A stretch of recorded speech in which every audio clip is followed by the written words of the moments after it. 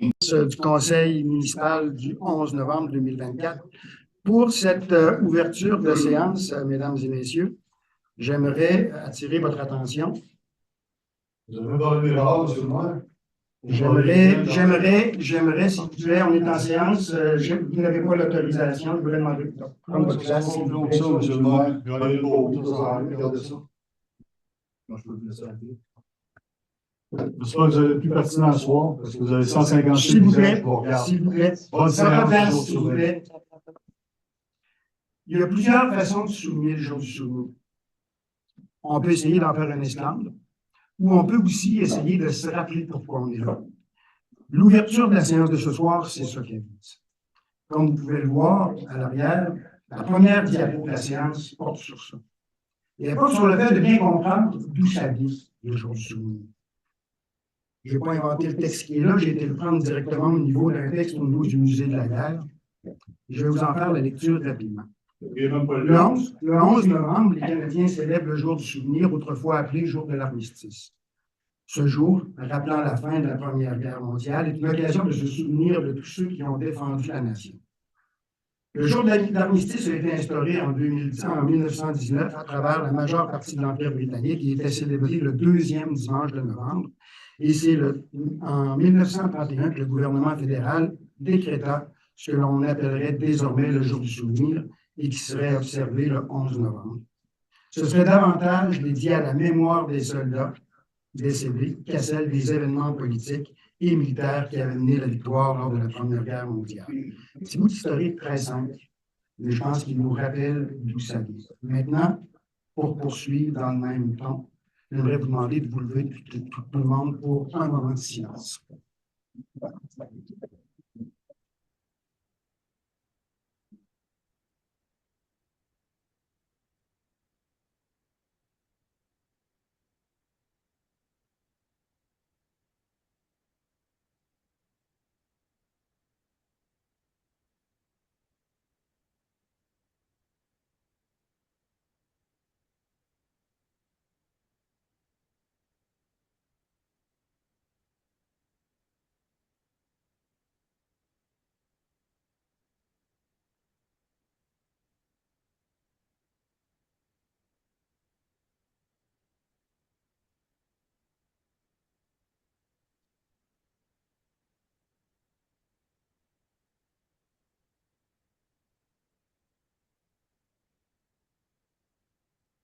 Merci.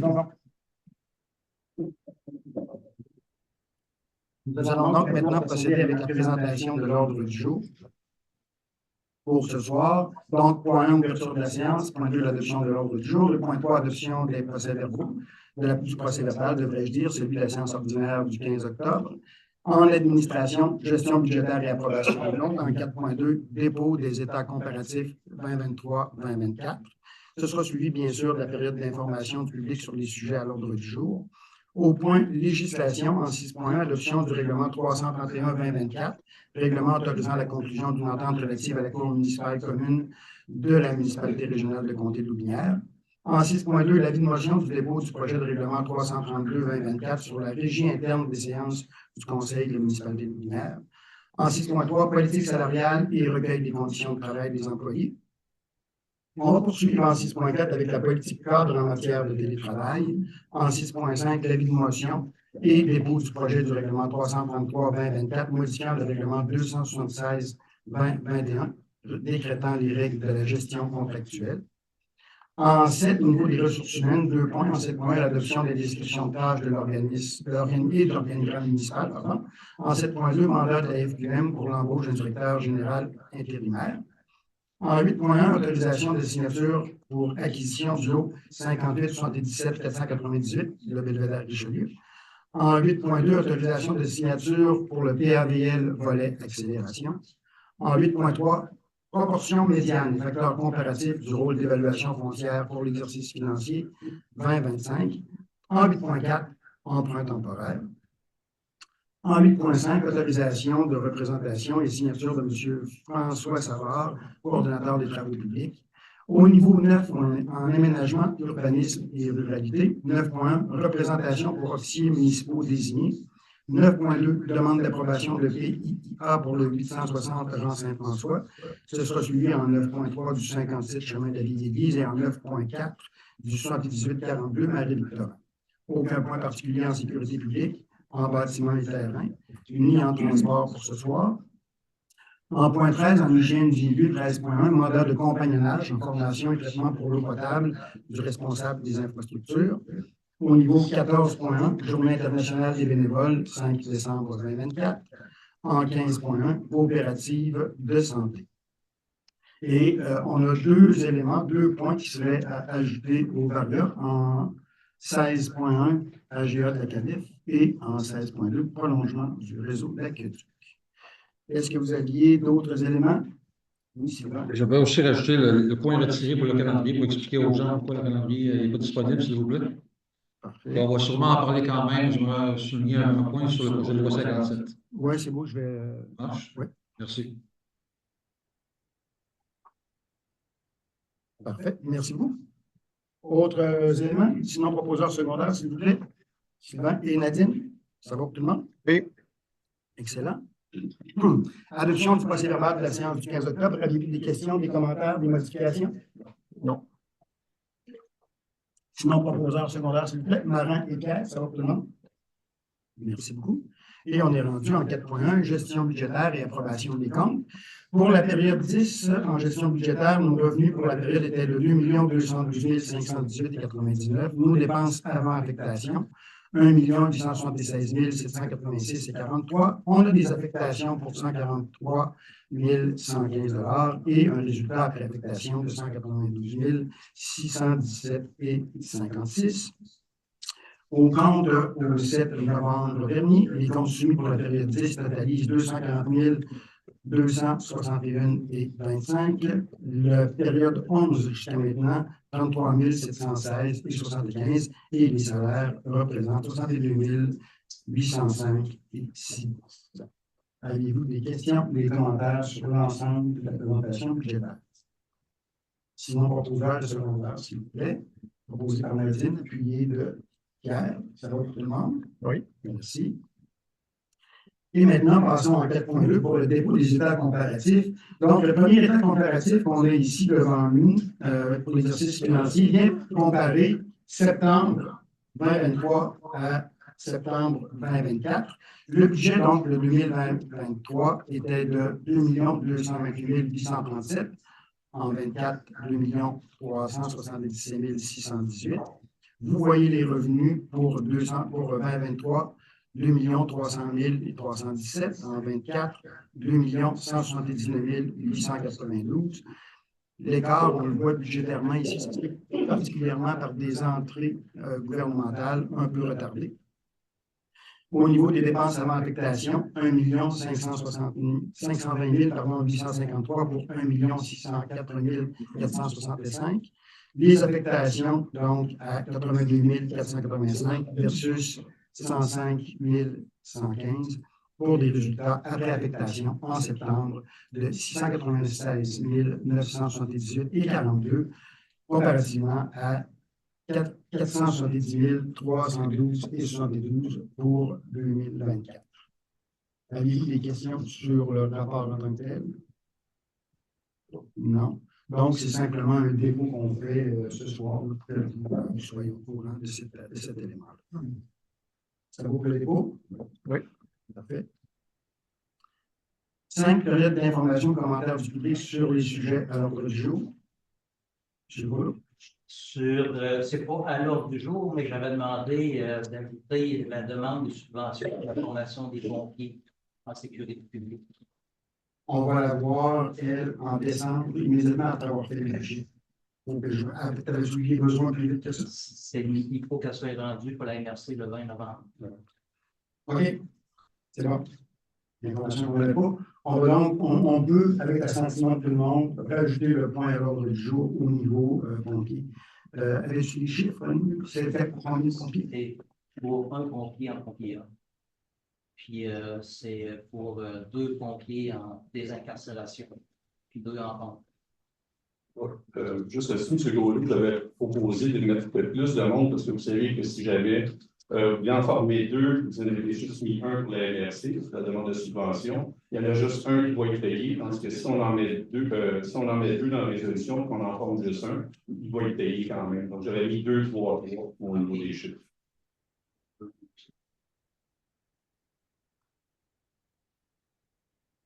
Parfait. Donc, on va pouvoir le faire tout à l'heure dans le point sécurité publique.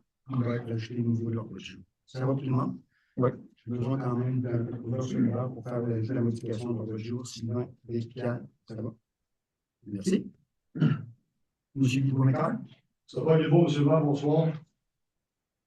Combien de diapos, là, qu'on va mettre là-dessus? Il est un peu trop tard, monsieur le maire. Hein?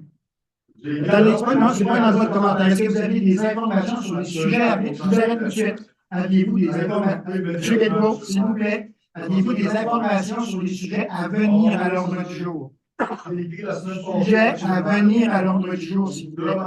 Sujet à venir à l'ordre du jour.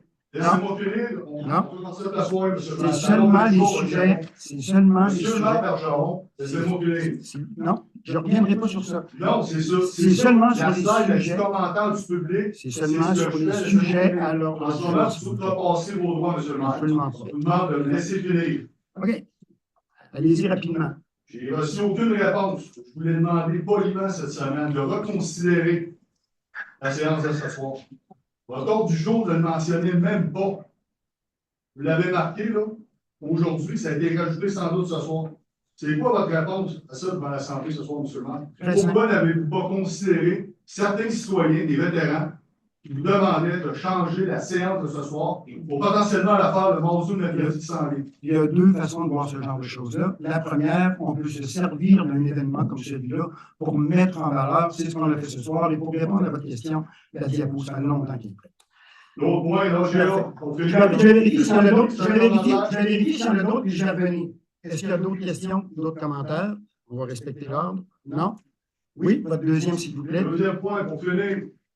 Roger Dagadette, c'est même pas l'ordre du jour. C'est dessus parce que M. Lafleur, avec vous qui est sur son conseil d'administration, vous n'oubliez pas avoir beaucoup de monde ici. Ça, c'est pas une question, c'est pas une question, ça. Pourquoi c'est pas l'ordre du jour? Le point actuellement, je vais juste vous expliquer un petit quelque chose. On est actuellement dans une période d'information et de commentaires du public et non pas dans une période de questions. La période de commentaires et d'information du public, ça permet aux gens qui sont dans l'assistance de donner de l'information au conseil municipal pour éclairer les décisions qui vont se prendre. On l'a déjà vu, entre autres, dans une séance où on a une personne qui était venue pour parler de son dossier au niveau du PIA et ça avait effectivement changé la décision du conseil parce qu'on avait eu de l'information qu'on n'avait pas initialement. Donc, ce n'est pas une période de questions, c'est une période d'information pour permettre aux gens du conseil de faire des choses. Donc, ceci, si je comprends, s'il n'y a pas d'autres informations, on va passer à la période suivante. On va continuer et on reviendra à la période des questions par la suite. Ça va? Merci. On poursuit donc en 6.1 avec l'adoption du règlement 331-2024, règlement autorisant la conclusion d'une entente relative à la Cour municipale commune de la municipalité régionale du comté de Louvière. Donc, on avait vu ce point-là le mois dernier, on en a fait le dépôt et l'avis de motion. Donc, c'est tout simplement parce que dans le règlement, il faut venir modifier le lieu où se tiendra la Cour municipale et où sont les bureaux de la Cour municipale et du greffe. Donc, on sait que tous ces bureaux-là vont se déplacer vers la rue Olivier, le nouveau bâtiment qui appartient à la MRC, donc 126 rue Olivier, et que tout ça va se faire à partir d'octobre 2025.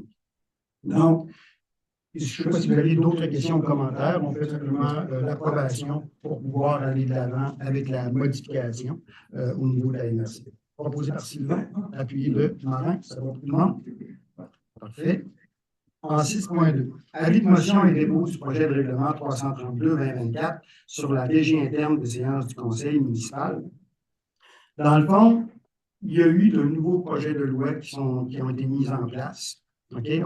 Et à l'intérieur de ces projets de loi-là, on vient proposer différentes choses. Donc, pour pouvoir intégrer certains éléments de la loi, de la nouvelle loi, on doit modifier notre règlement de régie interne sur les séances du conseil. La principale différence qu'on vient placer à l'intérieur de ça, c'est qu'un membre du conseil peut participer à distance aux séances du conseil maintenant. Ce n'est pas dans n'importe quelle situation. Il y a 4 cas de figure. Séance extraordinaire, motif lié à sa sécurité ou à sa santé ou celle d'un proche, déficience entraînant une incapacité significative et persistante, et en raison d'une grossesse ou de la naissance ou de l'adoption d'un enfant. Ce sont les 4 grands critères qui rentrent en ligne de compte. Il y a un autre élément que le gouvernement a mis en place également par rapport à ça. La participation à distance est permise seulement si le membre participe à la séance à partir d'un lieu qui est situé au Québec ou dans une des provinces limitrophes. Parfait. Je pense, Sylvain, tu avais une question par rapport aux éléments de loi qui auraient pu être ajoutés. Oui, j'ai plusieurs questions. Je vais commencer par le titre du règlement 332-224 versus le règlement 318-2023. Le titre du début était Règlement de régie interne et procédures d'assemblée. Maintenant, c'est Règlement sur la régie interne des séances du Conseil de la municipalité de Lotbinière. Est-ce qu'on devrait préciser la municipalité et on se défait du terme procédure d'assemblée? Dans le fond, le modèle que vous avez actuellement, si je ne me trompe pas, Jacques, tu me corrigeras si je me trompe, c'est un modèle qui nous vient de la FQM, pour s'assurer que l'ensemble des éléments qui se retrouvent dans la loi soient corrects. Donc, la Fédération québécoise des municipalités a fait un modèle de base qui ont transféré à chacune des municipalités, puis on pouvait y mettre une couleur locale. Et tout le monde, essentiellement, a le même titre? Pas mal, tout le monde va avoir le même titre, c'est ça. OK. Ça va être plus facile pour les citoyens d'une municipalité à nous s'y retrouver. J'aimerais poursuivre avec l'article 33. Ça stipule ici que les votes sont donnés à vive voix sur réquisition d'un membre du Conseil et sont inscrits au livre de délibération du Conseil. Je ne suis pas certain que le mot réquisition est le bon terme utilisé, là, mais dans l'ancienne version, l'ancien règlement, on stipulait qu'un membre du Conseil municipal peut demander la tenue d'un vote sur proposition. Est-ce qu'on peut garder cette phrase-là? Il faudrait voir, Sylvain, quel impact, parce que là, je n'ai pas tout le texte du règlement en tête, il faudrait voir quel impact il a sur l'ensemble du règlement. Ce que je te proposerais, c'est d'écrire comment tu aimerais avoir le règlement, parce qu'on est en une motion. Oui, tout à fait. Simplement. Pour qu'on regarde, voir si la modification serait applicable ou pas. Donc, juste de faire la recommandation de vous envoyer ça par écrit. Ça, j'ai ça. Ça, c'est l'article 33. Il y a un article 36 dans la nouvelle réglementation qui stipule ici que lorsque les voix sont égales partagées, la décision est considérée comme rendue dans la négative. Si ce soir, on fait une proposition, une résolution, qu'il y en a 2 pour, puis il y en a 2 contre, c'est négatif. Ça veut dire que la proposition n'est pas retenue. Elle n'est pas retenue. C'est ça. Fait qu'à 2 contre 2, il y a un perdant. Et si je ne me trompe pas, c'est dans la loi. Je me demande si c'est le code civil ou c'est dans le code municipal. C'est ça. Quand c'est égal, si le maire ne tranche pas, ben, ça finit comme ça. Il n'y a pas de. Ben, c'est ça, parce que. Dans le fond, il n'y a pas de décision. C'est comme dans la négative. Mais est-ce qu'on ne peut pas rajouter une ligne que le maire peut trancher une décision qui est égale à 50-50? Comme ce soir, ça peut arriver, là. Si on est 2 pour, 2 contre, c'est négatif. Ça pourrait effectivement arriver. Mais ça, c'est un autre article, si je ne me trompe pas. C'est 36. Dans le cadre de 2 votes égaux, effectivement, les votes s'annulent tout simplement. Parce que même dans le sport, si c'est égal, une prolongation, puis il y a un mais perdant. vous allez le voir aussi dans beaucoup de règlements généraux, ça, au niveau des organismes sans but lucratif. C'est un article qu'on voit très régulièrement. Mais j'aimerais qu'on rajoute à l'article 37 que le maire peut trancher un 3 contre 2 lorsque le vote est égal. Là, c'est l'application du code municipal qui vient s'appliquer. On ne l'inscrit pas là-dedans. Est-ce qu'on peut l'inscrire? Mais le code est en avant de tout. Moi, je comprends. Mais noir sur blanc, ils sont négatifs. Tu nous le mets également dans tes notes? Oui, c'est noté déjà. Je vais poursuivre avec l'article 37, puis les modifications que j'ai dit ensemble, je peux les envoyer. L'article 37 stipule que les motifs de chacun des membres du Conseil lors d'un vote ne sont pas consignés au procès-verbal. J'aimerais qu'on rajoute, si c'est possible, après vérification de l'administration, ajouter un point pour celui ou celle qui demande un vote soit inscrit au procès-verbal, puis ajouter un point pour définir qui vote pour et qui vote contre. On l'a fait dans le passé déjà. C'est prévu. C'est ce qu'on appelle un vote nominatif. Mais on l'a fait par le passé, que lorsque une personne demandait un vote, son nom était inscrit, on inscrivait aussi qui vote pour, qui vote contre. Mais dans la nouvelle version, c'est pas là. Est-ce qu'on peut l'inscrire noir sur Je vous blanc? l'envoie aussi. Ça aussi. C'est des éléments qui sont dans la loi et qui seront rajoutés à ce moment-là, mais qui sont dans la loi déjà. Parfait. Ça, c'est l'article 37. J'aimerais poursuivre avec un dernier point là-dessus sur l'avis de motion. Lors d'un courriel qu'on a reçu du 4 juillet dernier, on a stipulé, comme je l'ai fait ce soir, on doit inscrire une proposition sans préavis. Un membre qui désire présenter une proposition avant l'adoption d'un ordre du jour doit la remettre au greffier ou au président d'élection ou d'inscription. Si la proposition se fait lors de l'adoption du jour, le conseil décide alors de l'envoi de son inscription à l'ordre du jour. Ça a disparu, la proposition 8 ou l'article 8, qu'une personne qui amène des points nouveaux lors d'un conseil, comme ce soir, je l'ai fait par écrit, dont la GA de la CADEF, le prolongement du réseau de CADEF, puis le calendrier des rencontres préparatoires. Ça a disparu, l'article 8. Il y a deux choses qu'il faut différencier ici. Il y a le fait de pouvoir ajouter un point à l'ordre du jour. Ça n'a pas besoin d'être déposé par écrit. S'il y a une nouvelle proposition, par contre, c'est la proposition qu'on veut qu'il soit déposée par écrit. Okay? Dans le fond, le texte de la proposition, quand vous venez, vous avez votre conseil sans papier. Oui. Vous avez toujours les textes de proposition qui sont déjà écrits dans le livre. Oui, absolument. Pour savoir. Moi, dans le fond, ce qu'on veut, c'est la même chose. Et s'il y a une nouvelle proposition, qu'elle soit déposée par écrit. OK? Tout simplement, comme pour le reste. Mais la nomination de points à l'ordre du jour. Dans le varia. OK? Que ce soit dans le varia ou à l'ordre du jour. Dans le varia ou ailleurs, comme on l'a fait avec le point. Oui, tout à fait. OK? Ceux-là, on les fait séance tenante. Juste avant l'adoption de l'ordre du jour d'aujourd'hui. C'est pour les propositions, c'est ça. C'est la proposition qui doit être déposée par écrit. Je comprends bien, même comme ce soir, je n'aurais pas besoin de faire par écrit mes demandes d'ajout non, tu de aurais pu points le faire variables. verbalement, mais si tu avais une proposition, un point qui amène une proposition, Nouvelle. la proposition, il faut qu'elle soit par écrit. OK. Ça marche? Je peux vivre avec ça. C'est bon, c'est tout pour moi. Parfait. D'autres questions, d'autres commentaires? Donc, j'aurais besoin d'une personne pour l'avis de motion? Oui, mais avant d'avoir la motion, est-ce qu'on peut faire la des directives que je vais soumettre? Non.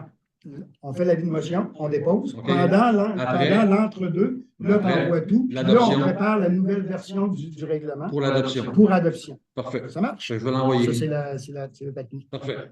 Je vais De même, proposer l'avis de motion. c'est ça, parce que également, on se rappelle que le règlement, il peut être consulté en ligne par Oui. la population, puis on pourrait recevoir d'autres avis d'ici, éventuellement. Je comprends bien. Je vais proposer l'avis de motion. Je vais envoyer les correctifs demandés C'est ça. si après vérification, si Ça marche. ça marche. C'est bon. C'est bon. Parfait. Donc, avis de motion par Sylvain. Oui. Et dépôt du projet également. Merci. On est rendu en 6.3, politique salariale et recueil des conditions de travail des employés de la municipalité. Donc, la direction générale, par intérim, en collaboration avec le comité de dotation, a présenté une nouvelle politique pour rendre plus attractifs les postes disponibles à la municipalité et augmenter la rétention de personnel. On sait que dans les dernières années, on a eu beaucoup d'enjeux de personnel, ce qui ralentit le travail au niveau de la municipalité. Donc, la politique, vous envoyez les différents thèmes, bien sûr. Un des gros points qui a été rajouté à l'intérieur de la politique, puis il y a une politique spécifique qui a été faite après pour rentrer dedans, c'est d'insérer la notion de télétravail, qui n'existait pas jusqu'à maintenant dans l'ensemble de nos politiques. Donc, cet élément-là a été entré. Le reste, on a conservé pas mal les mêmes éléments de la politique. On a peut-être assoupli un peu certains éléments. Entre autres, on ne parle plus de journée de maladie, OK? Mais on parle plus de journée pour raisons personnelles que les gens peuvent prendre de façon générale. Pour assouplir un peu de ce côté-là. Il y a un ajout qui a été fait au niveau des REER, pour les gens qui voudraient prendre des REER collectifs au niveau des employés, pour faciliter encore là de ce côté-là.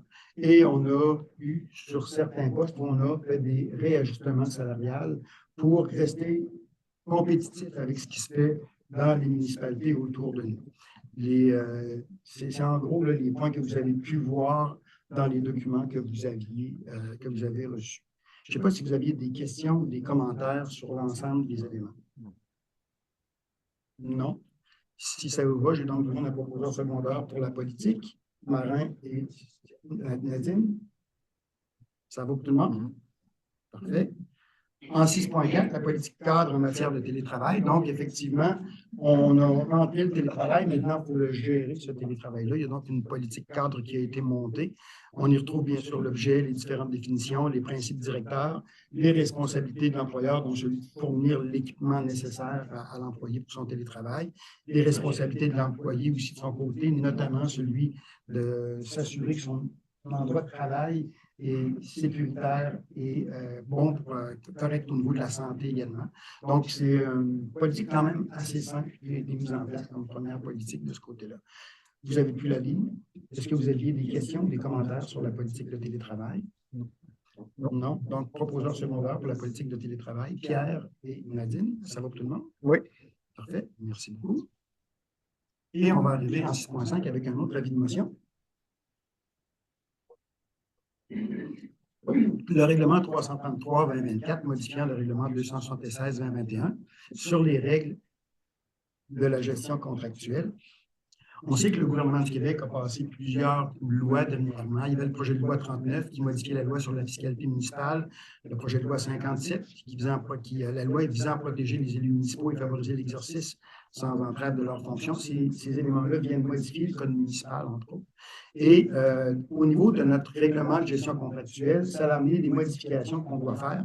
Ce n'est pas des grosses modifications, c'est deux modifications, deux articles qui doivent être changés, l'article 2.8.1 et l'article 2.8.2, qui vient garantir dans 2.8.1 qu'on doit faire affaire autant que possible avec des gens qui ont entreprise au Québec, sinon au Canada, avant d'aller à l'étranger. Dans les petites municipalités comme nous autres, c'est pas très courant, c'est plus pour les villes, mais il faut quand même être correct avec la loi par rapport à notre règlement. Et le 8.2, qui, lui, vient parler de rotation entre les co-contractants au niveau de tous les contrats qui sont donnés de façon gré à gré, ou encore au niveau des invitations. C'est les deux éléments, ça tient sur une feuille qui viennent modifier l'ensemble du règlement de gestion contractuelle. Donc, je ne sais pas si vous avez des questions, des commentaires. C'est un ajustement à la loi, dans le fond, qu'on fait là, pour être conforme. Sinon, proposeur, une personne va lancer l'animation. Sylvain va lancer l'animation. Parfait. Et on va continuer en 7.1 maintenant, adoption de la description de tâches et de l'organigramme municipal. Vous vous rappelez qu'on a eu tout le monde un rapport qui nous a été fait par la FQM qui nous parlait de modifier peut-être un peu notre façon de fonctionner, autant au niveau de l'organigramme qu'au niveau des descriptions de tâches dans les différents postes de travail qu'on a à la municipalité.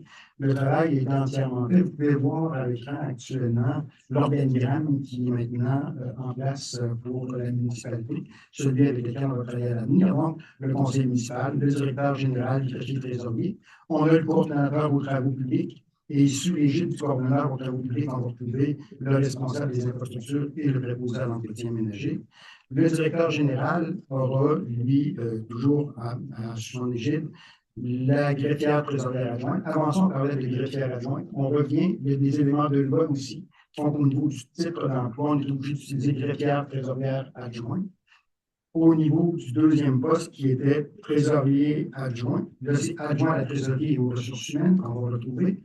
Coordonnatrice aux loisirs à la vie communautaire et aux communications, c'est cette personne-là qui est responsable des responsables de la bibliothèque et de l'ensemble des bénévoles. On a bien sûr le chef pompier et son équipe qui sont exactement à l'intérieur de ça. C'est donc le nouvel organigramme.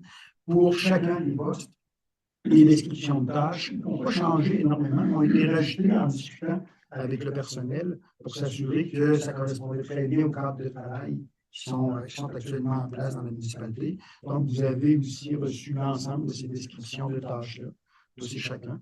Vous avez pu les voir, c'est quand même assez simple au niveau de l'ensemble. Je ne sais pas si vous aviez des questions ou des commentaires. Oui, Sylvain. Là, c'est une question de clarification. Il y a quelqu'un qui m'a téléphoné cet après-midi pour demander qu'on explique aux gens au conseil municipal la différence entre premier répondant et pompier. Pourquoi un premier répondant est dessus le pompier? Comme on peut voir ici, il n'y a pas de premier répondant dans l'organigramme qu'on a. À l'Aubinière, on n'a pas de premier répondant. On a seulement des pompiers. Il y a des premiers répondants dans d'autres municipalités. Saint-Antoine-de-Tilly, je pense, en avait. Saint-Apollinaire, Sainte-Croix en a aussi. Mais ici, à l'Aubinière, on n'en a pas, on a seulement des pompiers. Parce que le document d'organigramme que j'ai imprimé est différent de celui-là. que j'ai pris dans le dossier. Oui, mais on l'a, il a été retravaillé Il a été pour retravaillé. correspondre à. Fait que je vais lui dire que C'est un document de travail que tu avais ouais, c'est ça. Fait que je vais lui dire que c'est pas C'est ça. applicable. Donc, les autres ici, c'est pompiers seulement. Dans le fond, Parfait. nous, on fait service pompier, désincarcération, mais on n'a pas de premier répondant. Cette personne-là C'est veut une savoir. autre tâche et une autre formation. Parce que cette personne-là veut savoir s'il y avait des premiers répondants avant les pompiers ou vice-versa. Non, pas ici. Pas ici. Pas à Lumière. Non. Ça va? Oui. Questions, commentaires, autres? Non? Sinon, proposeur secondaire, s'il vous plaît. Proposé par Pierre, appuyé par Marin. Ça va pour tout le monde? Je vous remercie. Et on est rendu en ce point-là avec mandat à la FQM pour l'embauche d'un directeur général intérimaire. On sait que notre directeur général intérimaire finit son contrat à la fin du mois. C'est un contrat qu'on ne peut pas prolonger. D'autres défis attendent de M. Taillefer. Donc, notre directeur général est toujours en arrêt de travail pour une période indéterminée. Donc, ce qu'on ferait, on reprendrait la démarche qu'on a faite pour embaucher M. Taillefer à l'époque, donc une démarche qui nous permet de pouvoir embaucher un nouveau directeur général par intérim. Les mêmes conditions sont applicables. Donc, les frais sont de 1 200 $. Si la personne, au niveau de l'embauche, ça devient permanent, ça devient 1 500 $ à la FQM. Remplacement d'une durée de 3 mois au départ. Ils sont sur place. S'il n'y a aucun candidat qui est référé par la FQM, ça peut arriver. Le tarif, c'est 135 $ de l'heure. Si ça n'atteint pas le 1200, ben on paye seulement les heures vraiment travaillées. S'il y a plusieurs candidats qui sont présentés, ben on se fait accompagner par la FQM, comme la première fois, pour la sélection d'un directeur général. Donc, c'est exactement le même mandat qu'on donne. Et la FQM, je le parle encore aujourd'hui, ils attendent après nous pour lancer la démarche. Je ne sais pas si vous aviez des questions ou des commentaires, oui, Sylvain? Encore une fois, des gens ont téléphoné cette semaine pour me dire qu'ils étaient très satisfaits du travail de M. Taillefer. Et certains d'entre eux se demandaient pourquoi il n'a pas prolongé son mandat de 6 mois au lieu de 3 mois. Alors, 3 mois, il va partir, on va quelqu'un d'autre encore. Je fais ça, regardez, mon cacher le coup, avant de rentrer ici, j'avais fait un remplacement d'un congé de maternité. Oui. Et la personne est encore enceinte, va accoucher au début décembre, et on va faire de reprendre donc, le remplacement de son congé de maternité.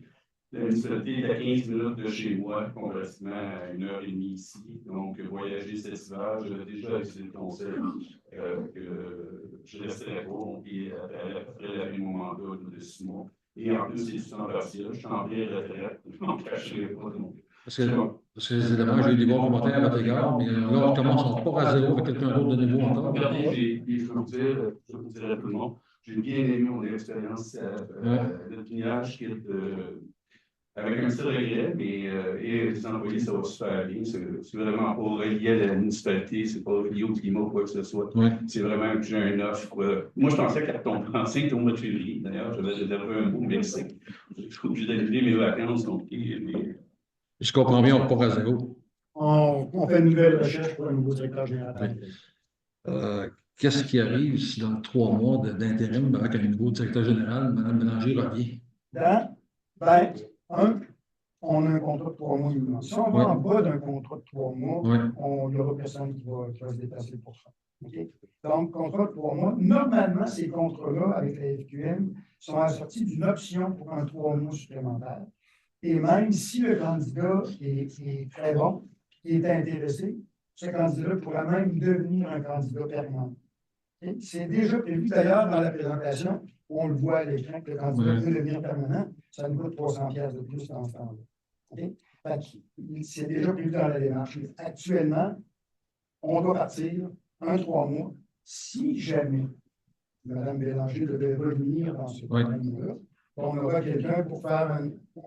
Moi, j'aurais l'impression que ça va être un retour progressif, quelque chose comme ça. On ajustera au fur et à mesure. Mais là, en bas de 3 mois, c'est sûr qu'on n'aura personne. Mais on ne peut pas outrepasser ce qu'on fait présentement puis donner l'opportunité à la prochaine personne qui va se présenter comme directeur général à Lumière, de faire comme M. Taillefer, d'avoir un contrat de 6 mois pour avoir une ça va être un contrat avec une option. Mais là, il n'y a pas d'option, M. Taillefer. 3 mois? Oui, donc on doit être prolongé. Mais on ne peut pas faire 6 mois directement. Il me semble que ça apporterait une certaine stabilité après 3 mois. Et l'équipe, on recommence à zéro encore. C'est ça qui est de valeur. Comme je vous dis, on va y aller avec cette période-là parce qu'on ne sait pas non plus ce qui s'en vient dans le temps. Okay? Un contrat de 6 mois, c'est quand même assez long. comme je dis, si on a un DG qui est intéressant, bon, moi, on va regarder pour travailler sur une possibilité de prolongation. Si il est très intéressant et qu'il est intéressé à poursuivre à long terme, il peut devenir un employé à temps complet. On se donne cette ouverture-là. OK? Ça, c'est dans l'éventualité que Mme Bélanger ne revienne pas aussi. Là. Ça, on ne sait pas. On essaie de toucher à toutes les éventualités, de se prévoir en fonction de toutes les éventualités. En tout cas, personnellement, pour le bénéfice de la municipalité, de l'administration, des citoyens, ça garde peut-être une certaine stabilité d'avoir quelqu'un pour 6 mois, même s'il y a un retour progressif de Mme Bélanger, on peut avoir quelqu'un en place pour une grosse période. Si cette personne-là quitte après 3 mois, on recommence avec une troisième personne en plus. La roue va tourner longtemps, mais il me semble, si elle ne revient pas. Ou si elle revient, c'est un autre changement. Mais ça serait ma suggestion de faire un contrat de 6 mois pour la prochaine personne. Très simple. Pardon? C'est beau, j'entends. Est-ce qu'on a d'autres commentaires? Non? Parfait. Donc, on va aller avec. Ce qui est important ce soir, c'est on lance le contrat avec la FQM. Oui. C'est clair, ça va. Contrat qui pourrait être à 6 mois selon la recommandation de Sylvain. Ce serait pour une stabilité municipale, oui. Oui. Okay. Et dans l'éventualité que Mme Bélanger revienne, il y a un retour progressif, je ne suis pas un expert là-dedans, mais si elle revient progressif, tant mieux, ou tant pis. Mais si elle ne revient pas du tout, on regarde on s'ajustera à ce moment-là. Pardon? On s'ajustera. C'est ça. Moi, je opterais pour une stabilité administrative. J'attendrais de voir au niveau des coûts, premièrement, comparer entre 3 mois et 6 mois, puis selon ce qu'on va avoir, parce que c'est quand même des coûts importants. Oui, mais c'est parce qu'il n'y a pas de stabilité pendant ce temps. M. Préfet s'en va quand même, on tombe à zéro. Il n'y a pas personne de remplacer s'il n'y a pas personne. C'est ça. Mais ce qu'il faut voir, un des risques dans un dossier comme celui-là, je veux dire, avec Jacques, on est quand même assez bien tombé, mais il y a des cas où tu peux avoir des frais importants connexes, OK? Que ce soit dans l'hébergement, dans la restauration, etc., qui viennent augmenter beaucoup tes contrats. Si tu prends, si tu penses que tu n'es pas sûr de faire un 6 mois, ben, tu coupes dans tes coûts. C'est ça, j'essaie d'expliquer. C'est comme un choix au repêchage. On n'est pas certain que les joueurs vont prendre. Que si la personne qui applique pour me remplacer M. Taillefer demeure proche, il n'y a pas de frais d'hébergement, il n'y a pas de frais de renvoi, il n'y a pas rien. On ne sait pas. Ben, dans les listes avec la FQM, par expérience, dans les municipalités qui ont eu ces services-là, les DG de remplacement étaient toujours relativement éloignés. Okay. On peut être chanceux. On pourrait être bien chanceux, oui, mais c'est pas ce à quoi ça ressemble actuellement. De toute façon, moi, j'opterais, coup ou pas coup, c'est un escapement d'avoir une stabilité administrative. C'est ça. Pierre, as-tu d'autres choses à rajouter? Moi, j'opterais pour l'option d'attendre le candidat ou la candidate qu'on va avoir. Puis à ce moment-là, en fonction du candidat. En fonction du candidat, on pourra regarder à ce moment-là s'il y a possibilité d'avoir une extension de 3 mois avec cette personne-là à moindre coût. Si c'est une personne de la région, si c'est quelqu'un de l'extérieur, puis on va payer encore tous les frais de déplacement pendant 6 mois. C'est des coûts importants pour la municipalité. Mais si on n'a pas personne, on fait quoi? Si on n'a personne, ça peut arriver. C'est parce qu'il y a plusieurs options qui sont sur la table en même temps. Okay? Oui, on peut avoir un DG par intérim là. Si dans la période de 3 mois, on va voir comment ça bouge. S'il y a une opportunité qu'on puisse passer, qu'on ait une option pour passer à l'embauche d'un DG à temps plein, ou on verra comment ça va se dérouler.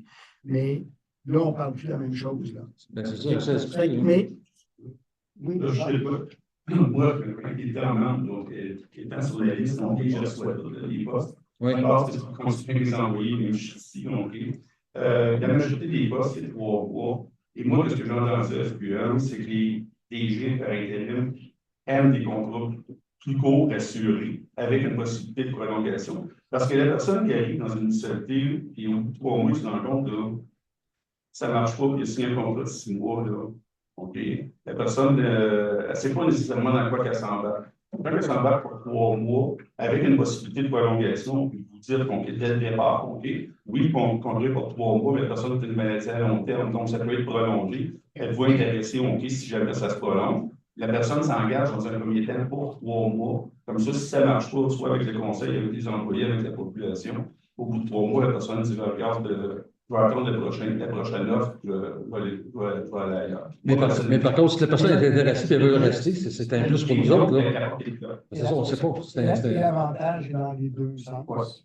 Ou si jamais, au niveau du conseil, ça clique pas. Pas nécessairement parce que ça mais ça donne aussi l'opportunité de pouvoir se réajuster. En tout cas, moi, ma position est la suivante, c'est que j'opterais pour une stabilité administrative. Donc, OK. Donc, la proposition que vous avez reçue initialement, c'était une proposition pour 3 mois avec 3 mois. OK? Toi, tu veux faire un amendement à la proposition? S'il vous plaît, pour avoir une stabilité. Tu la proposes? Oui. Est-ce que quelqu'un a la seconde? Non? Donc, on revient sur la proposition de base qui est 3 mois plus 3 mois de prolongation. Est-ce que j'ai un proposeur secondaire sur cette deuxième? Nadine et Pierre? Ça va pour tout le monde? Oui. Ça va pas, mais c'est correct. C'est bon. Parfait. Donc, on est rendu au point suivant, en 8.1, autorisation de signature, acquisition du lot 58-77-498, Belvédère-Richelieu.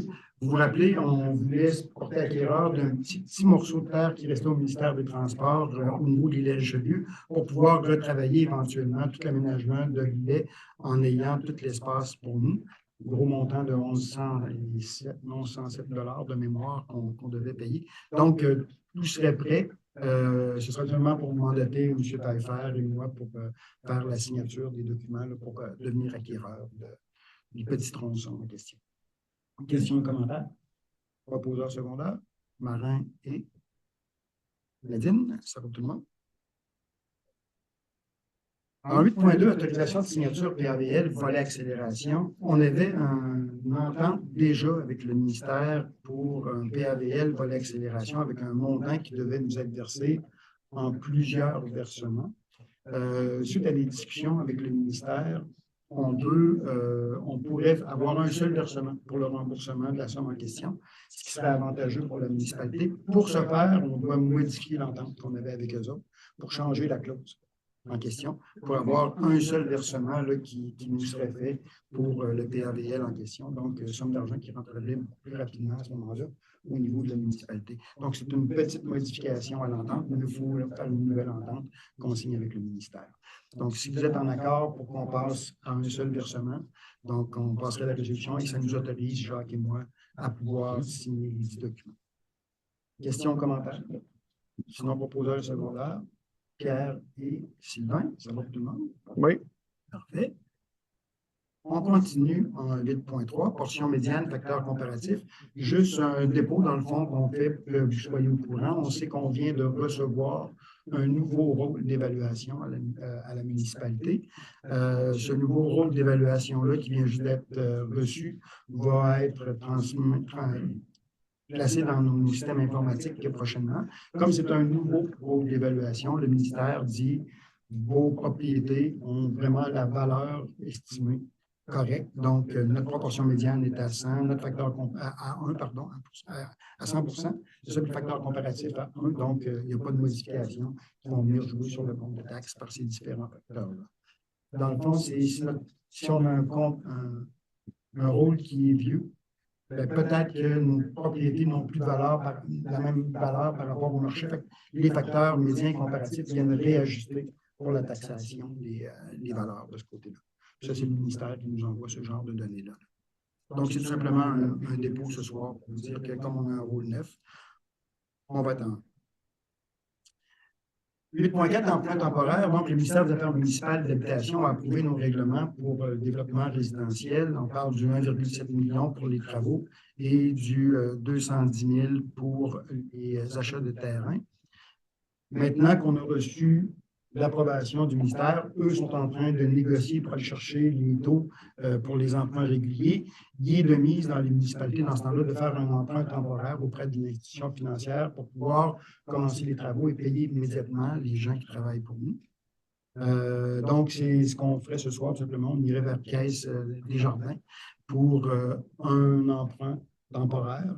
Cet emprunt-là passe par décaissement. Donc, c'est comme un peu si on avait une marge de crédit. On a notre 1,7 pour les travaux. Si on a besoin de 250, on prend 250, on n'en prend pas plus. OK? Fait qu'on s'en va comme ça par décaissement tranquillement. Puis quand l'emprunt régulier arrive, l'emprunt temporaire se ferme et là, on continue avec notre emprunt régulier. C'est ce qui se fait un petit peu partout dans l'ensemble des municipalités. Je ne sais pas si vous aviez des questions ou des commentaires dans la mécanique. On a une idée en date d'aujourd'hui par rapport au ministère. Nous, c'est officiel que le décaissement, c'est déjà prévu par le le ministère des Finances, nous, on va recevoir le 1 910 000, donc, et le 16 décembre. 16 décembre. C'est déjà c'est garanti. On a des soumissions de 9 et des 15 semaines, ça fait le 16. Donc, si on fait un emprunt d'envoi, ça va être sur 2 semaines et demi. C'est ça. C'est vraiment sur une traite. Parce que ça pourrait, à partir du moment où c'est moi donné, je vais envoyer le document à Desjardins, c'est ça, à 10 jours ouvrables, donc, pour que l'emprunt soit approuvé. Donc, on va transférer l'emprunt du mois, puis on soit l'autre le 16 décembre. Mais sauf qu'on va avoir déjà des coûts à payer pour, puis si on veut avoir des terrains, ça réalise, ça prend 210 000 pour les payer.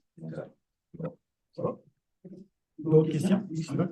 Deux questions. La première, les taux d'intérêt, est-ce que c'est votre négocié par? Ça, c'est le ministère. Votre négocié ça? Ouais, au niveau des prêts réguliers ou du prêt Ouais. temporaire? Temporaire? C'est nous autres. C'est nous C'est autres. le taux, moi je parlais avec le responsable de la CAC, c'est le taux de base, on paye majoré de 1%. OK.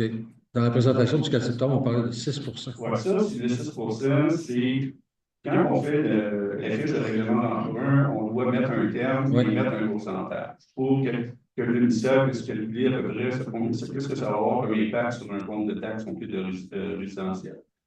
Moi, je vais être honnête, je mets toujours plus haut pour avoir de mauvaises surprises quand on arrive au niveau de la négociation.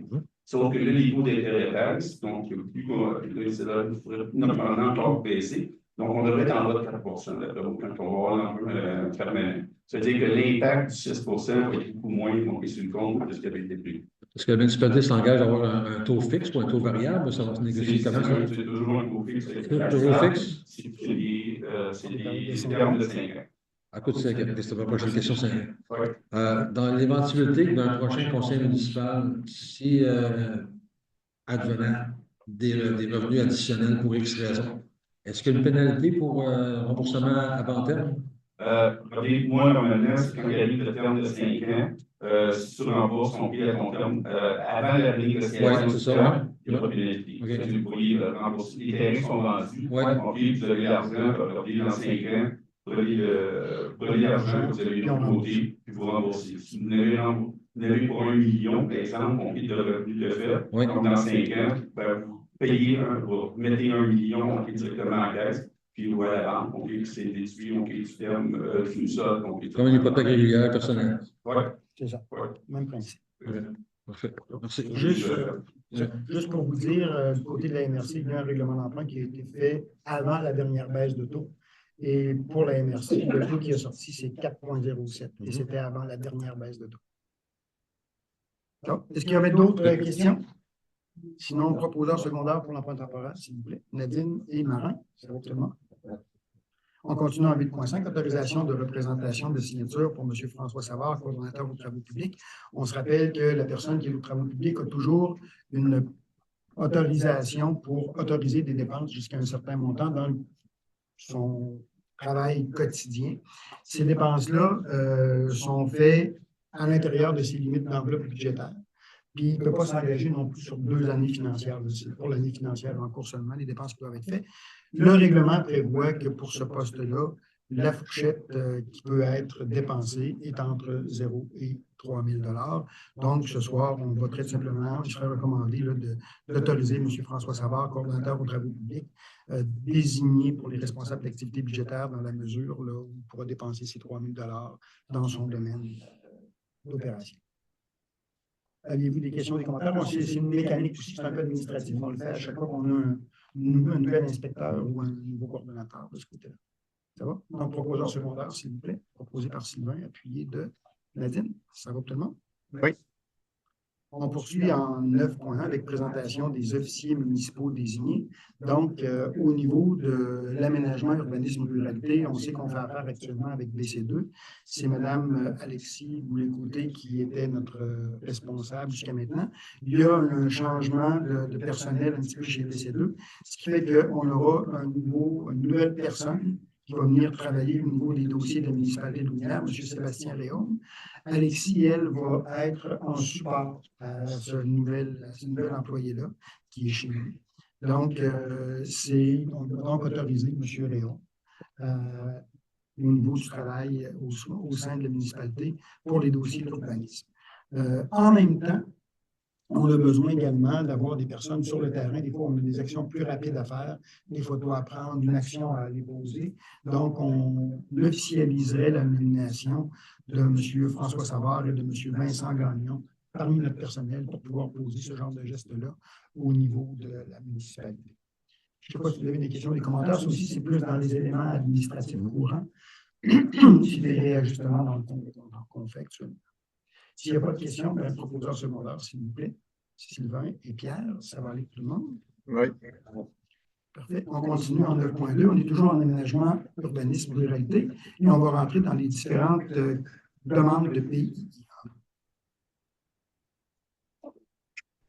On commence avec une première pour 860 rang Saint-François. C'est la réfection du revêtement extérieur de l'entrée de la maison située à l'est de la maison ainsi que du mur arrière de la maison en Canixel Ridgewood de couleur bleu gris. Et ça sera posé à l'horizontale avec soffit blanc et fascia blanc. Remise à neuf de la petite galerie en avant là, pour l'entrée en bois traité, maintien de la couleur naturelle du bois. Les rampes seront en aluminium de couleur blanche et remplacement de la porte arrière par une fenêtre coulissante de 35 par 44 en PVC de couleur blanche. Le comité consultatif d'urbanisme recommande d'accepter cette demande. C'est une demande quand même qui était assez simple. Deuxième demande, celle du 57 chemin de la vieille église, une petite demande quand même assez simple. Remplacement des portes du garage par des portes coulissantes composées de planches de cèdre de couleur blanche, conformément à la couleur utilisée pour les arêtes et les fenêtres de la résidence principale. Et on vient également ajouter une porte coulissante pour l'accès à la cave sous la galerie, porte qui sera composée d'un treillis identique déjà à celui en place, couleur sarcelle méditerranéenne, donc petit dossier où le comité consultatif d'urbanisme recommande également d'autoriser le dossier. Et en 3, demande d'approbation de PIA au 78-42 Marie-Victorin. On parle ici de l'agrandissement du petit garage. Donc, le garage sera agrandi parce qu'il y avait déjà une plaque de béton qui était là, va être agrandie sur cette plaque-là. Une nouvelle porte de garage en métal blanc et porte d'homme en métal blanc de couleur blanche du côté est avec retrait de la porte du côté ouest. Remplacement de la porte existante en bois au fond du garage par une porte en métal blanche également. Installation de 2 fenêtres en vinyle blanc sur la nouvelle partie du garage. Remplacement des 3 fenêtres de bois existantes par des fenêtres en vinyle qui vont être identiques aux autres. Tôle grise sur l'ensemble du garage et réfection du vinyle également tout autour pour que ce soit identique à la maison. Donc, c'est un dossier quand même relativement simple qui vient bien aménager le garage à la maison, au bâtiment principal, et c'est une recommandation positive par le comité consultatif d'urbanisme. Avez-vous des questions sur ces 3 dossiers? Sinon, proposeur et secondaire pour l'adoption des 3 dossiers en question. Pierre et Nadine, ça va? Oui. Oui, parfait. Et on est rendu en point avant, c'est le point pompier. Sécurité publique. Donc, c'est en sécurité publique, donc on a le point qui était ajouté au niveau pompier. Donc, formation des pompiers. On doit donc voter pour la formation de 2 pompiers, formation pompier 1, 3 pompiers pour la formation au niveau des pompes et un autre 3 pompiers en désincarcération. C'est les trois éléments. Donc, ça ne veut pas dire qu'on va dépenser les 3, comme ça a été expliqué tout à l'heure, mais on aura les fonds nécessaires qui seront mis en place pour être subventionnés pour l'ensemble de ces dossiers. Avez-vous des questions ou des commentaires? Sinon, j'ai besoin d'un proposeur secondaire proposé par Sylvain, appuyé de Nadine. Ça va? Donc, oui, ça va pour pompier. Merci. Et on est rendu en hygiène du milieu, mandat de compagnonnage, formation en traitement de l'eau potable aux responsables des infrastructures. On sait qu'actuellement, notre responsable des infrastructures a suivi sa formation en eau potable, doit maintenant faire un bout de compagnonnage. Et pour faire une partie de ce compagnonnage-là, il pourrait le faire avec M. Patrick Bélanger, qui est le directeur des travaux publics à la municipalité de Saint-Édouard. Donc, M. Bélanger ferait la supervision du compagnonnage de Vincent. Le tarif serait de 42 $ l'heure et avec un taux pour les frais de déplacement de 63,5 cents au niveau du kilométrage. Il est donc recommandé d'accepter cette demande-là au niveau du compagnonnage. Avez-vous des questions ou des commentaires? Non? Proposeur secondaire à ce moment-là. Marin et Pierre, ça va tout le monde? Merci. Et maintenant, loisirs, famille et organismes, Journée internationale des bénévoles, le 5 décembre 2024. Plus de 2,3 millions de bénévoles s'impliquent quotidiennement au Québec. La municipalité de Louvière reconnaît l'impact important de cette implication au sein de sa propre communauté. L'implication de ces bénévoles a un fort impact sur le dynamisme du milieu de vie municipal. L'implication de ces bénévoles contribue à assurer un filet social et humain pour les personnes vulnérables vivant sur le territoire de la municipalité. L'ONU a déclaré en 1985 que la journée du 5 décembre devenait Journée internationale des bénévoles. Donc, la municipalité de Louvière reconnaît le 5 décembre comme la Journée internationale des bénévoles et profite de cette occasion pour remercier publiquement l'ensemble des bénévoles impliqués au sein des différentes organisations présentes sur le territoire par le biais de publications dans le journal Le Phare et dans les réseaux sociaux de la municipalité. Je ne sais pas si vous avez des questions, des commentaires. Dans le fond, on sait que le bénévolat, c'est un élément fort important. On connaît la quantité de bénévoles qu'il y a à Louvière actuellement dans différents domaines. Donc, c'est seulement de faire une reconnaissance officielle de ces groupes-là qui sont présents, qui animent beaucoup de milieux. Si vous êtes en accord, j'aurais besoin d'un proposeur secondaire à ce moment-là, tout simplement. Nadine et Pierre, ça va pour tout le monde? Oui. Excellent. Et je finirai par un point d'information. Donc, on sait que la coopérative de santé travaille à se mettre en place, il y a des choses qui avancent et il est important de tenir la population informée. Donc, il y a une série de séances publiques d'information qui vont se faire pour la coop de santé en question. La première de ces séances-là va se tenir ici, le 14, donc dans 2 jours, 3 jours. Pour donner vraiment l'ensemble de l'information, savoir c'est quoi vraiment une coop, qu'est-ce que ça fait, pourquoi on veut mettre en place une coop comme celle-là. Lors de la séance d'information, il y a des médecins de la clinique de Sainte-Croix qui vont être là parce que la demande initiale vient d'eux autres.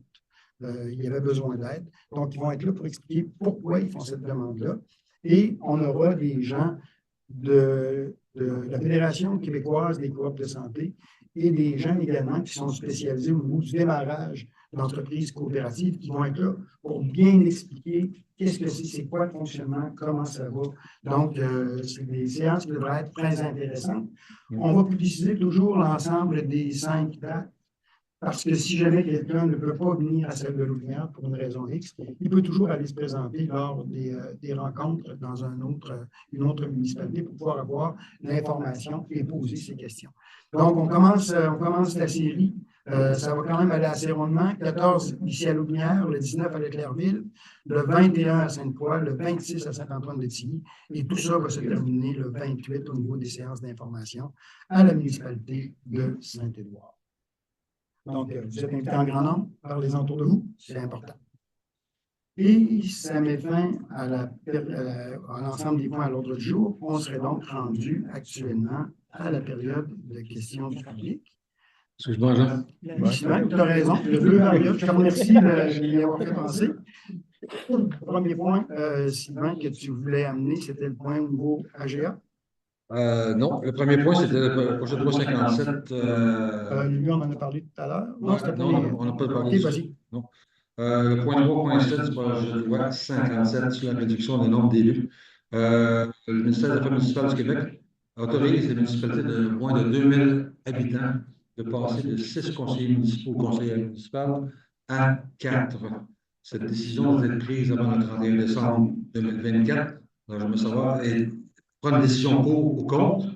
Il doit y avoir une séance du conseil avec tous les membres présents, élus, pour décider si on reste à 4 et si on reste à 6 ou si on descend à 4 conseillers et conseillères. Je veux savoir s'il y a une rencontre prévue pour ça ou s'il y en a déjà eu une de fait. Il y a eu une discussion qui s'est faite entre les membres, OK? Et de façon générale, on n'est pas très favorable au passage à 4. Plus de risque de ne pas avoir de quorum quand tu fais les rencontres. Oui. Et c'est un des éléments majeurs. Un autre élément, on sait qu'en général, au niveau d'une table de conseil, chaque personne prend des responsabilités. Donc, moins de personnes, plus de responsabilités à chacun, ce qui n'est pas nécessairement facile. On s'est dit qu'au niveau de la municipalité, je pense qu'on est capable d'avoir, on n'a pas de misère à avoir tant de conseillers que ça, on a toujours combien nos conseils jusqu'à maintenant. C'était favorable, préférable de rester à 6 membres au niveau du conseil. Il y a eu des discussions à ce niveau-là. Il y a eu des discussions qui se sont tenues. Mais la loi prévoyait que tout le monde devait être présent à ces rencontres-là. Non? Il me semble que j'ai vu sur le noir sur blanc, Non. sur La, global de tout le monde. la loi dit que pour faire l'adoption. L'adoption. La discussion, c'est quelque chose, l'adoption, c'en est une autre. OK. OK? Pour faire l'adoption de ça, là, tu dois avoir tout le monde présent. Que les discussions qui ont eu lieu Oui. favorisent le maintien de 6 conseillers. Le maintien du statu quo. OK. Parfait. Parfait.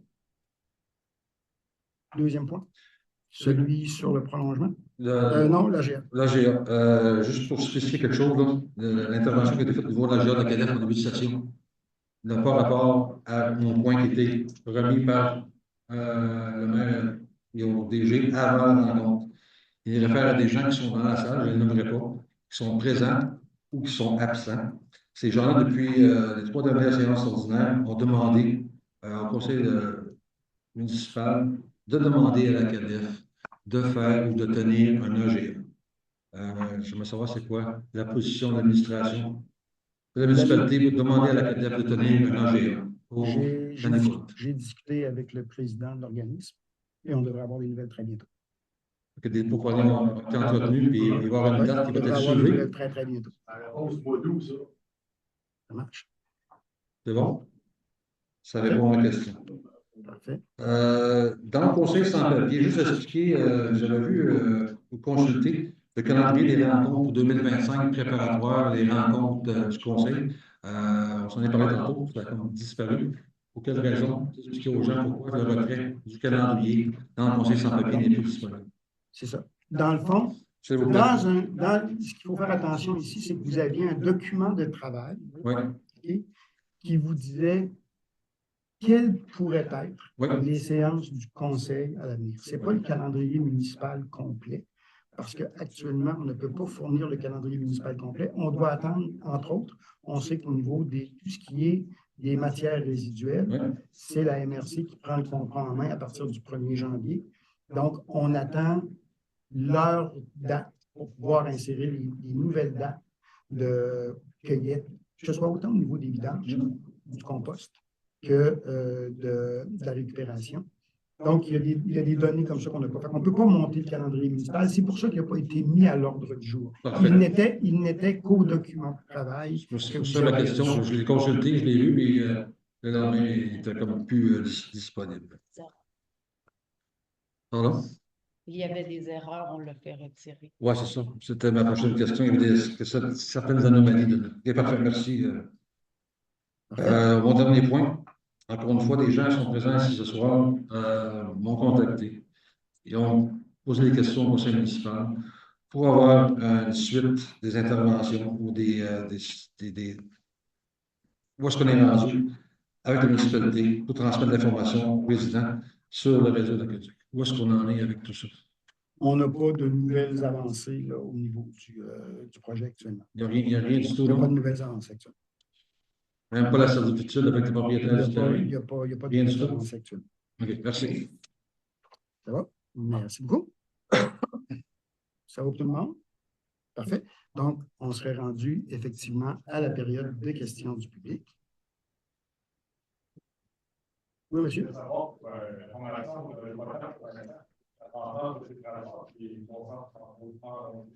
C'est, dans le fond, le 40 heures de Vincent, c'est parce qu'il faut que dans sa formation, il y ait une partie sur la filtration au sable vert. Et pour ça, il y a 2 municipalités autour de nous autres qui ont cette filtration-là. Il y a Fortierville et il y a Saint-Édouard. Donc, c'est pour ça que pour ce bout de compagnonnage-là, spécifique, c'est avec Saint-Édouard qui sera fait. Non, c'est le chiffre qui devait être attribué à cette section-là. Non, c'est officiel.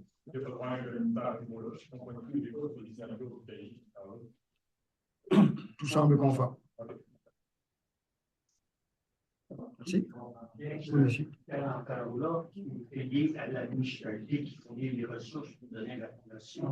Oui, pour faire le compagnonnage. Dans le fond, Vincent, qui suit la formation, a déjà suivi la formation théorique, mais là, il faut qu'il aille faire, il faut qu'il applique au niveau pratique. Fait que là, ça prend un endroit avec un compagnon formé. C'est ça. Puis là, il faut embaucher le compagnon. Donc, c'est ce qu'on vient de faire ce soir. Pour cette section-là, le compagnon va fournir un 40 heures dans son usine de chloration, de transport. OK, mais ce gars-là, c'est lui qui fournit la formation, il n'est pas payé par exemple les municipalités à l'instant. Ben, lui, il fait son compagnonnage pour nous. Il a son métier à part qu'il fait, là, c'est pour ça qu'il regarde. Puis il fait son compagnonnage avec nous en plus. En dehors de ses heures normales de travail, de l'étude. Je peux poser une question là-dessus? Oui, allez-y. L'organigramme de la municipalité pour les responsabilités Oui. de chacun, j'ai vu qu'il y avait dans un casier, assistant aux ressources humaines. Mais je ne veux pas qui est responsable des ressources humaines. La personne qui est responsable des ressources humaines à l'intérieur de la municipalité, c'est la direction générale. OK? C'est la Donc, direction ouais, générale. le directeur général est le responsable des ressources humaines. OK, parce qu'il n'est pas. C'est un poste quand même important. Oui. C'est ça. C'est ça. Parce que dans le fond, si on regarde, vous avez le directeur général qui, lui, vient chapeauter l'ensemble, qui fait ressources humaines, qui fait la trésorerie, qui fait la greffe aussi. C'est pour ça que c'est directeur général, greffier, trésorier. Et on vient adjoindre au directeur général une greffière trésorière adjointe qui peut prendre une partie des tâches. C'est ça. Puis, de l'autre côté, une adjointe à la trésorerie et également au niveau ressources humaines. Ça va? Parfait. Autre question? M. Guilbeault? Est-ce que je vais aller? Bon, M. le maire, ça va être beau. Dans le cours de bonne question, M. Pinard, conseiller numéro 2 ce soir, au sujet de la cadette, on comprend tous que, comme membre du CA, des enfants enregistrés, là, vous êtes au point de rien.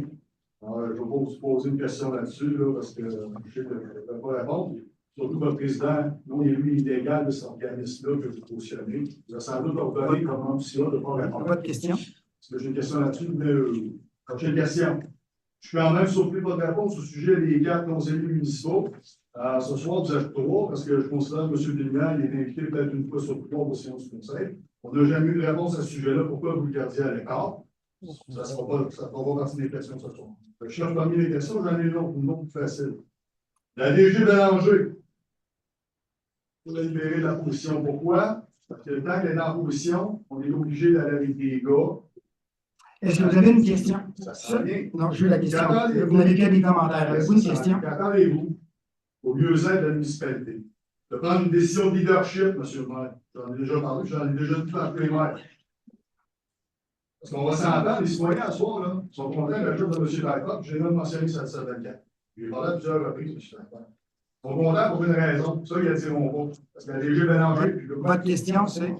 Si les exemples d'incompétence, ça vous en parle, M. Votre question, c'est? On peut vous en donner. Votre question, c'est? Allez-vous lui montrer la porte pour qu'on libère la position et qu'on puisse se payer un DG à prix raisonnable, Oui. pour être capable de gérer les projets d'envergure que notre petite municipalité est en train de mettre sur pied. Parce que je ne vous fais pas confiance pour gérer ces projets-là sans DG. C'est bon. On va juste expliquer un petit quelque chose à tout le monde qui est bien simple au niveau de la loi. On a une directrice générale qui est en maladie. Elle se trouve à être sur un dossier de CNSST. Pendant qu'elle est là-dessus, on ne peut pas rien faire d'autre que d'attendre que ce congé-là se termine. C'est légal, ça. On ne peut pas aller plus loin. On doit absolument poursuivre avec le directeur général adjoint. Tant et aussi longtemps que la directrice générale ne nous dira pas qu'elle quitte ou encore qu'elle revient. Et pour l'instant, on est dans un contexte légal, puis la municipalité, elle doit suivre les éléments légaux. On n'a pas le choix. C'est fait comme ça.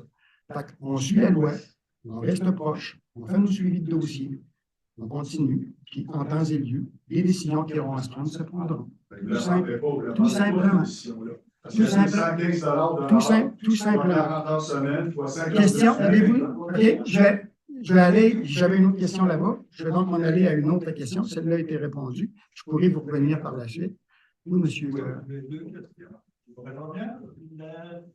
Pour abaisser la limite de vitesse de la demande qui était faite à la sortie ouest du village,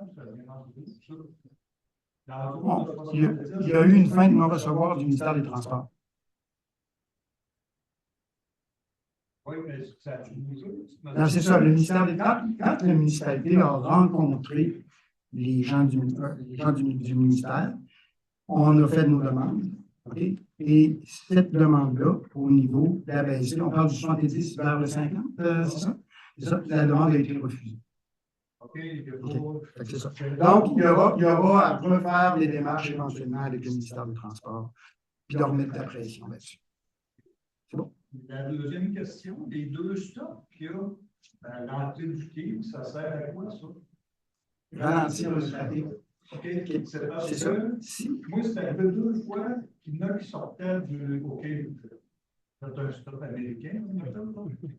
Il y a 2 véhicules, 2 fois, une fois dans l'auto, une autre fois en vélo, qui ont sorti du stationnement de l'hôtel de Tokyo. Eux autres n'ont jamais fait de stop. Il n'y a pas de stop là. Si eux autres, ils frappent quelqu'un qui est sur la voie principale, qui est en bas. ben là, normalement, tu sors d'un stationnement ou d'un endroit privé, c'est supposé de servir le passage. normalement, c'est une loi qui s'applique d'une sortie, comme vous dites, une sortie privée d'un terrain, là, pour s'en aller sur la rue principale. C'est les normes habituelles qui s'appliquent. Oui, il y en a même un. C'est le camion de municipalité de paiement. Il est sorti du fond de cours, il a sorti. Oui, mais la ralenti, le coup de ne pas arrêter complètement. Là, il est reparti, là, il est revenu, puis il est sorti. Il a réussi au bout d'arrêter complètement. Je vous remercie de nous dire, quand vous voyez ce genre de choses-là, n'hésitez pas à appeler tout de suite à la municipalité pour nous aviser. OK? Non, je comprends.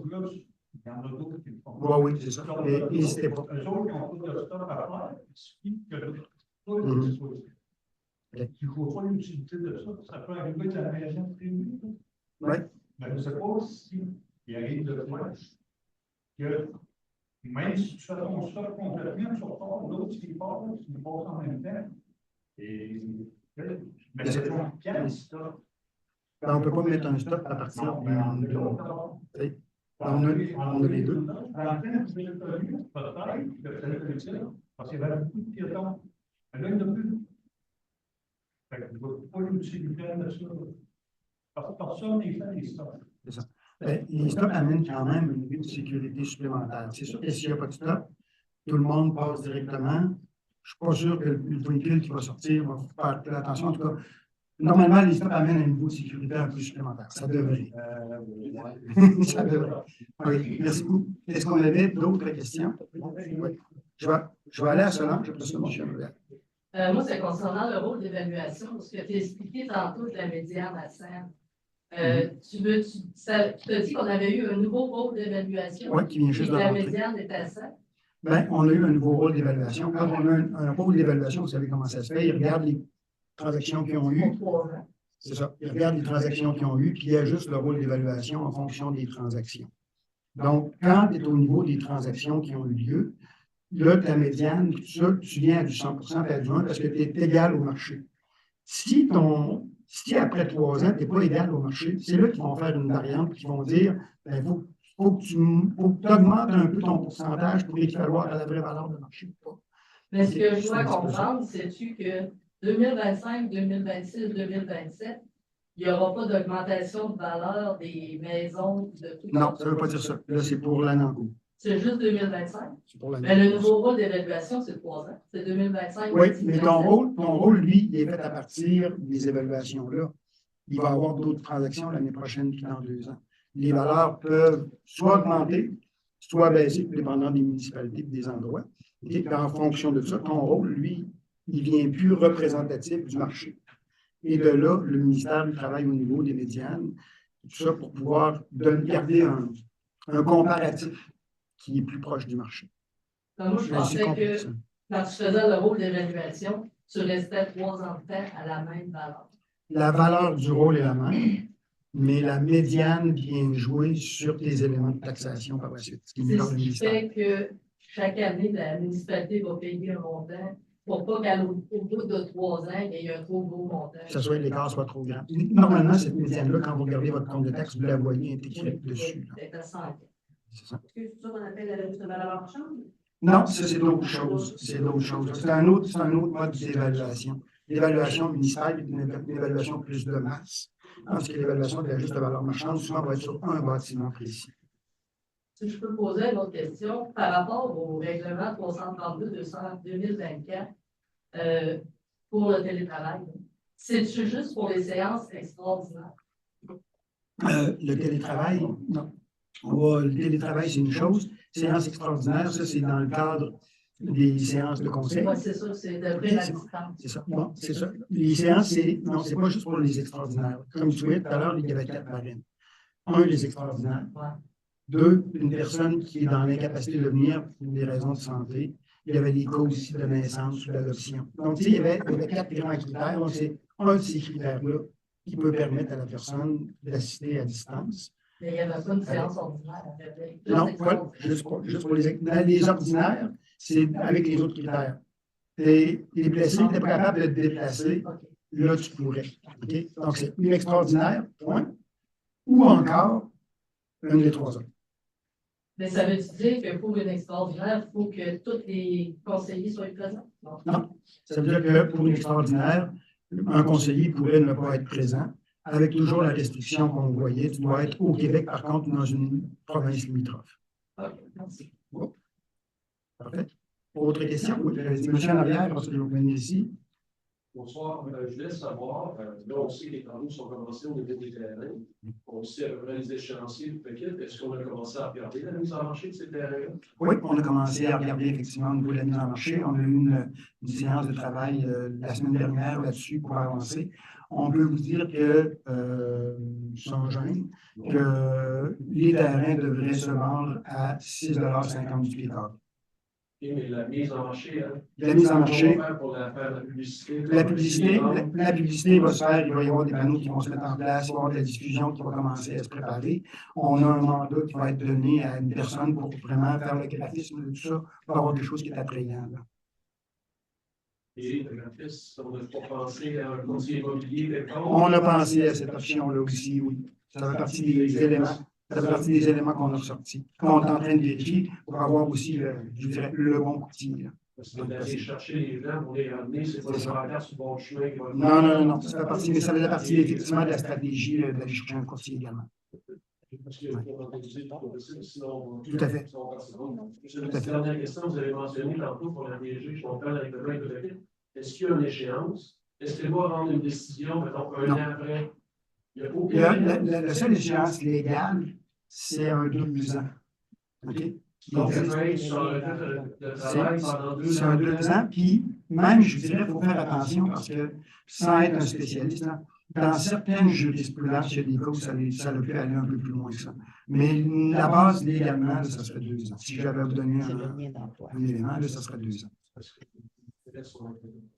Et oui, mais la loi est ainsi faite. C'est bon. Oui, monsieur, je vais vous revenir après, monsieur. Moi, j'ai une photo de la rue commerciale qui a été enlevée. Il peut-il en poser un verre ou? Vous me posez une bonne question. J'ai eu une réponse de votre qui dit que oui, il va être posé avant l'hiver. Oui, les photos ont été livrées, peinturées, livrées. Vincent, il a discuté, je pense, la semaine dernière avec le commissaire des produits bancaires. OK.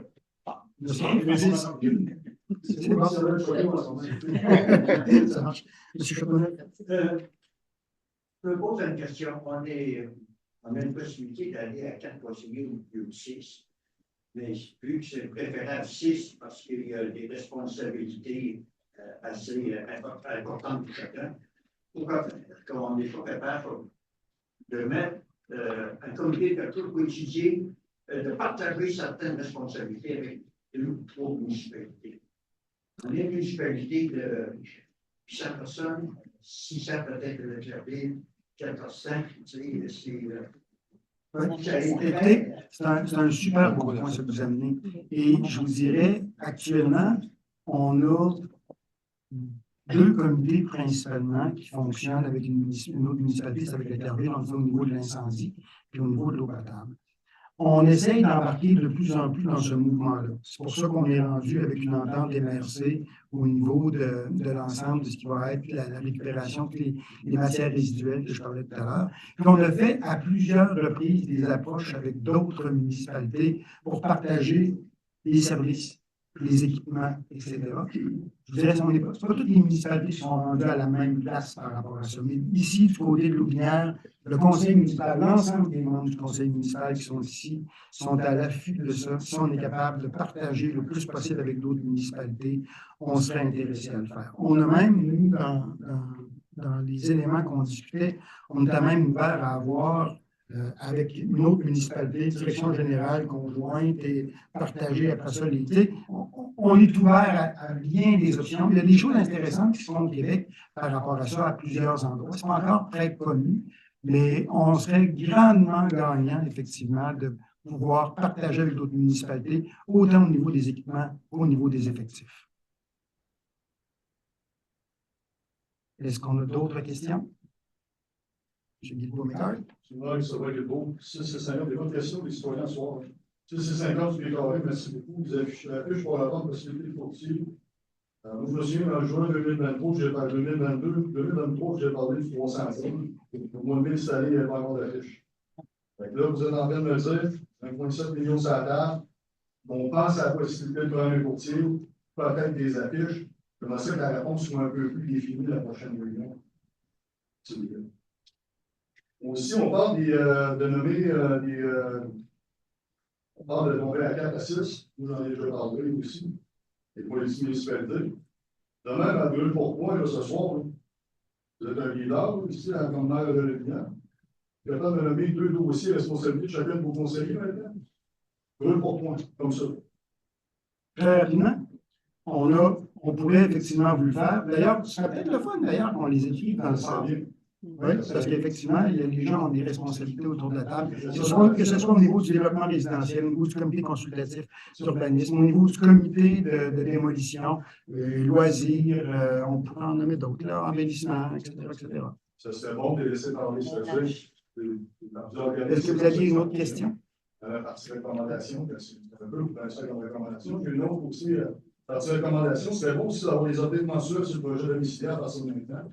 Sur recommandation, pourquoi? Parce qu'on a eu un petit peu près d'informations. Ça serait bon de l'avoir mensuellement dans la présentation, briefing, update, projet domiciliaire, où est-ce qu'on a? Là, je pose la question. Ça a l'air de quoi? Là? Si je prends mon top, je m'envoie là, même. Ça a l'air de quoi? C'est quoi qui se passe? Vous demandez à quel niveau? Actuellement, on avance dans les travaux. Actuellement, il y a une bonne partie des conduites qui sont installées. Il y a du travail qui se fait aussi actuellement pour aller faire les raccordements vers les points pour les sorties, entre autres au niveau des pluviaux. Donc, les travaux avancent à une assez bonne vitesse. On est assuré là, que tout ça va être fini là, dans le courant du mois de décembre. Tout va être prêt. Ce qu'on veut, dans le fond, c'est que les terrains soient prêts pour qu'on puisse, avec Hydro-Québec, faire rentrer des infrastructures d'électricité au printemps prochain. C'est une recommandation à chaque mot. J'ai une question aussi. On parle de recommandations. Vous en avez fait une il y a 2 mois, là, il y a 2 conseils municipaux. Avez-vous amendé le dossier du pont? Vous l'avez mentionné, vous avez même dit oui, on va l'amender. Au sujet du prix de la vente versus le prix que le pont a été vendu à un de vos conseillers, M. Jean Sondreau, qui, soit le temps passant, est toujours questionnable. On n'a pas eu vraiment d'éclaircissement là-dessus, mais on avait mentionné quelque chose d'important, qu'on voulait que le contrat soit amendé. L'avez-vous fait? Le nouveau contrat avec le pôle est signé. Est-ce qu'il a été amendé? Les modifications qu'on nous avait demandées ont été faites à l'intérieur. Donc, le pôle, c'est beau, c'est signé. Actuellement, ce qu'on est en train de travailler beaucoup, c'est la revente du bâtiment au pôle agroalimentaire, justement, ce qui était dans les plans depuis le début. C'est toujours vers ça qu'on s'en va. On travaille très, très assidûment sur cette partie. C'est-à-dire? On revend. La revente, c'est qu'on fait déjà signé, ça veut dire qu'ils peuvent le revendre comme ils veulent. Non. Dans le fond, ils sont en location. Actuellement, ils sont en location avec une option d'achat. Ce qu'on veut, c'est qu'ils puissent acheter le plus rapidement possible. Pour que nous, après ça, on les laisse aller avec leurs affaires. Et nous, ce qu'on est en train de travailler, c'est de voir est-ce que le pôle puisse le plus rapidement possible se porter acquéreur de l'ensemble de l'édifice. OK, fait que l'amendement n'a pas encore été mis à la demande. OK. On va poser la question quand ça va faire. Je veux dire, il y a déjà une option de vente. Non, c'est parce qu'on va aller de moi, c'est pas ce qu'on disait. On disait qu'il était évalué à temps. Ce qu'on ne veut pas faire, nous autres, c'est de rester 200 000 pièces à la table. Ah, ça, c'était pas clair. OK. Donc, nous, le contrat, c'est pas clair cette partie-là dans votre question. Nous autres, depuis le début, puis ce qui a été voté au niveau de la table du conseil, c'était que la vente se faisait au prix de 68. Le prix que nous, on l'a acheté. C'est la décision qui a été prise publiquement ici à la table lors de la rencontre. Donc, on procède avec la décision qui a été prise ici. On continue avec la décision qui a été prise ici à la table, qui est la décision officielle. Vous aviez même dit que vous alliez changer. Vous aviez mentionné devant tout le monde, on va changer pour justement pas se faire voler 120 000 piastres. C'était pas cette partie-là. Je vais aller? Oui, c'est monsieur qui avait suggéré. Je vais mettre quelque chose pour être certain que si le cas d'une faillite de la coop ou n'importe quoi, Qu'on perde pas. C'est ça. C'était l'option de récupération que vous avez. C'est ça. L'option de récupération, il faudrait que je vérifie demain, je ne me rappelle pas. Il faudrait que je le vérifie. Je vais me le noter. Ouais, parfait. Donc, est-ce qu'on a d'autres questions? Ça mettrait fin donc à la séance de ce soir. Proposeur pour la levée de la séance, Marin, ça va pour tout le monde? Donc, merci beaucoup de votre présence encore une fois. On se revoit en décembre. En décembre, on devrait se revoir souvent. Donc, régulière et des séances budgétaires également qui vont avoir lieu.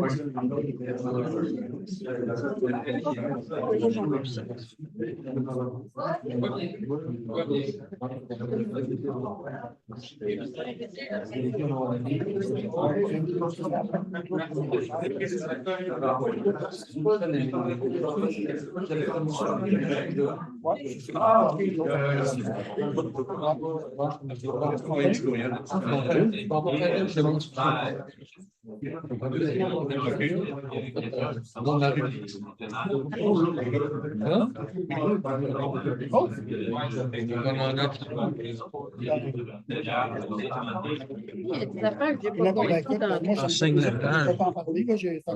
C'est quand même 20 gens. Le document de travail, c'est que les gens, quelqu'un te pose la question sur le document de travail. Non, non, pas du tout. OK, parfait. Non. Oui, C'est la première version. Voilà mon. Ouais. Non,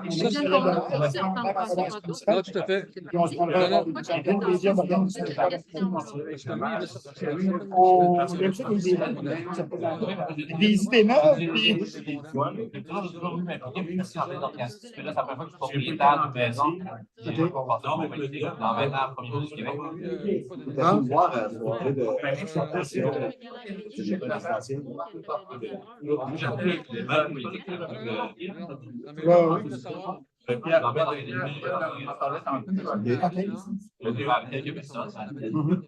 C'est des beaux défis, mon municipal. C'est complexe, mais c'est des beaux défis. Merci beaucoup, bonjour.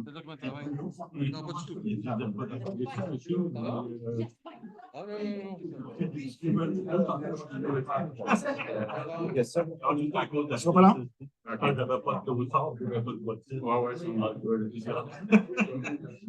Merci.